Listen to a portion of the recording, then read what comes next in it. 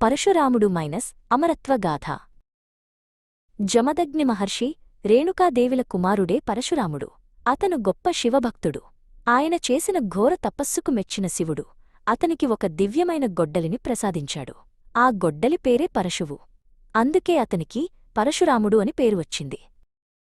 పరశురాముడి తండ్రి జమదగ్ని ఆశ్రమంలో కామధేనువు అనే కోరికలు తీర్చే ఆవు ఉండేది.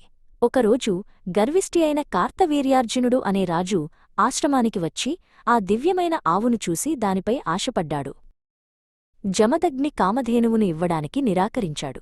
దాంతో రాజకుమారులు పరశురాముడు ఆశ్రమంలో లేని సమయంలో వచ్చి జమదగ్నిని చంపి ఆవును దొంగిలించడానికి ప్రయత్నించారు. భర్త మరణాన్ని చూసి రేణుకాదేవి గుండెలు పగిలేలా ఏడ్చింది. ఆశ్రమానికి తిరిగివచ్చిన పరశురాముడు తండ్రి మరణాన్ని చూసి తీవ్రమైన దుఃఖంతో కోపంతో రగిలిపోయాడు. తన అధికారాన్ని దుర్వినియోగం చేసే అహంకార క్షత్రియ రాజులను భూమిపై లేకుండా చేస్తానని భీకరమైన ప్రతిజ్ఞ చేశాడు. యోధుడైన పరశురాముడు దేశమంతటా పర్యటించాడు. గర్విష్ఠులైన రాజులను 21 సార్లు ఓడించి భూమిపై ధర్మాన్ని తిరిగి స్థాపించాడు. అతని పేరు ధర్మబద్ధమైన ఆగ్రహానికి, శక్తికి ప్రతీకగా నిలిచింది.